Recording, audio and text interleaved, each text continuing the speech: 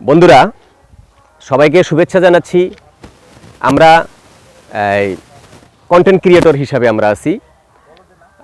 আমি বরাবরের মতো সবসময় যেভাবে আমি আপনাদেরকে কথা বলি, আমি লাইভে গিয়ে যেভাবে কথা বলি, ঠিক এই কন্টেন্ট তৈরি করতে এসেও আমি সেই ধারাবাহিকতাই বজায় রাখি। আমি সর্বপ্রথম শুভেচ্ছা অভিনন্দন জানাই আমাদের ফেসবুকের জনক মার্ক এলিয়ট জুকারবার্গকে, এবং সেই সাথে আমি শুভেচ্ছা অভিনন্দন জানাচ্ছি আমাদের ফেসবুক টিমের সকল কর্মকর্তাদের।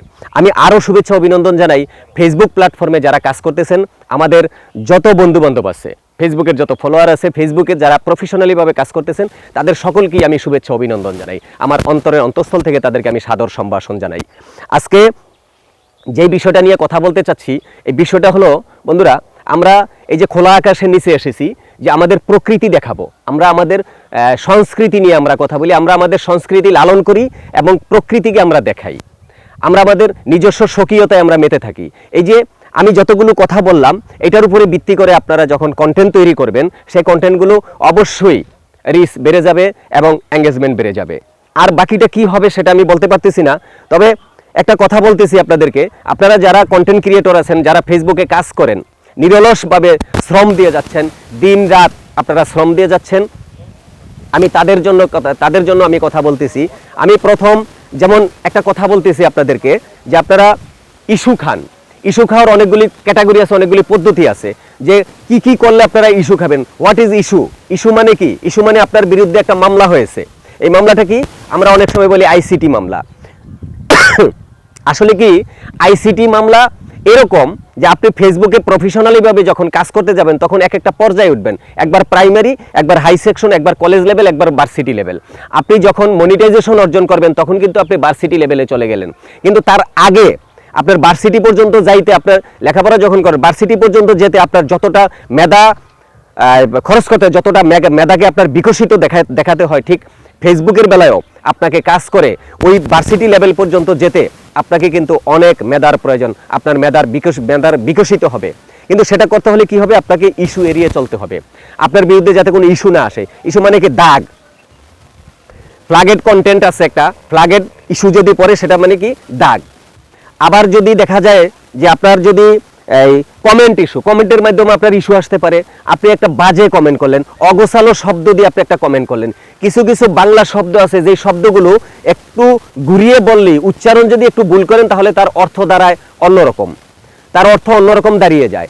এই অর্থটা যাতে অন্যরকম দাঁড়িয়ে না যায়, এরকম শব্দ আপনাকে উচ্চারণ করতে হবে।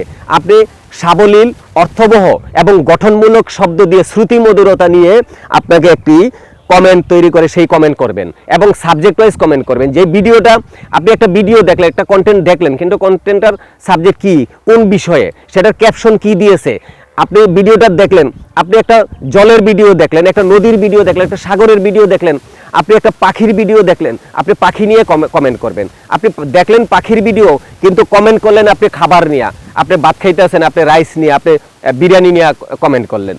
তাহলে এই ধরনের কমেন্ট করবেন। আর সবচেয়ে বড় হলে আপনি ইস্যু কেন খাবেন? আপনি কমেন্টের মাধ্যমে কাউকে বকা দিতে পারবেন না। 1 নাম্বার শর্ত, ফেসবুকে কোনো কন্টেন্টের উপরে কমেন্টের মাধ্যমে কাউকে বকা দিতে পারবেন না। দ্বিতীয় হইল, আপনার এমন কিছু শব্দ, অনেক সময় আছে কন্টেন্ট তৈরি করতে গিয়ে, যেরকম আমি একটা ইস্যু খেয়েছিলাম। আমি কীরকম একটা ইস্যু খেয়েছিলাম, আমি আমার অভিজ্ঞতা থেকে আমি আপনাদেরকে বলতেছি। আমি যেমন দর্শন, এই যে খুব আমরা একটা প্রাকৃতিক দৃশ্য আপনাদেরকে দর্শন করার জন্য আমি ধারণ করতেছি, আপনারা এটা দর্শন করবেন। বন্ধুরা, দর্শন লিখতে গিয়ে একটা হলো দাদার দ, আরেকটা হলো ধানের দ। এখন ধানের দ দিয়ে যদি আমি দর্শন উচ্চারণ করতে যাই, তাহলে আমি ইস্যু খাবো। আমার কথাটা যদি আপনাদের বুঝতে ভুল হয়, আমি আরেকবার বলছি, যে ধানের দ দিয়া দর্শন লেখা যায়, আবার দাদার দ দিয়েও দর্শন লেখা যায়। তাইলে ধানের দ দিয়ে যদি আপনি দর্শন লেখেন, তাইলে তার অর্থ দাঁড়াবে ভিন্ন রূপ। আর যদি দাদার দ দিয়ে আপনি দর্শন লেখেন, তাহলে সেটা হবে আপনার সাবলীল। কোনটা করবেন এটা আপনি বুঝে নেবেন। ধানের দ দিয়ে লেখলেই আপনি ইস্যু খাবেন। ঠিক এরকম আপনি লেখার সময় এবং বলার সময় আপনি বলবেন। আমি যেরকম দর্শন, যে খুব সুন্দর একটা দৃশ্য দর্শন করার জন্য আপনাদের জন্য আমি ভিডিও করলাম, আমি এরকম যখন বলেছি, আমি সেটার উপরে সাথে সাথে ইস্যু পড়েছে, সেটা প্রমোট করার সাথে সাথে। এই দর্শনটা আমার একটু ঢেবে গিয়েছিল উচ্চারণ করতে গিয়ে, যার জন্য। আরেকটা কথা বলি, যেমন আপনি কমেন্ট যখন করবেন, কমেন্টে কাউকে বকা দিতে পারবেন না। সবচেয়ে বেশি হলো যে অনেক সময় আমরা কিন্তু অনেক সময় বলে ফেলি যে তোমার গাল সুন্দর, তোমার ওইটা সুন্দর, সেটা সুন্দর, তোমার গাল টমেটোর মতো, তোমার ঠোঁটগুলো কমলার মতো, এরকম বইলা অনেকেই কিন্তু ইস্যু খেয়েছে। বন্ধুরা, আশা করি আপনারা বুঝতে পেরেছেন, কখনো কোনো এই নারী কিংবা আমাদের গার্লফ্রেন্ড থাকে, অনেক বন্ধু বান্ধব থাকে, আমাদের বোন থাকে, আমাদের অনেক কিছুই থাকে, তাই না? এই মা বোনদের গাল আর ঠোঁট নিয়ে, নাক নিয়ে আপনারা অন্য কোনো গতিতে কমেন্ট করবেন না। ঠোঁট কখনো কমলা হয় না, গাল কখনো আপেল হয় না, টমেটো হয় না, এটা আপনারা বলবেন না। বললে আপনারা ইস্যু খাবেন। এটা ফেসবুক টিম থেকে, অ্যালগোরিদম থেকে সরাসরি বলে দিয়েছে। ধন্যবাদ বন্ধুরা আপনাদেরকে। আপনারা সবাই সফলতার দিকে এগিয়ে যান।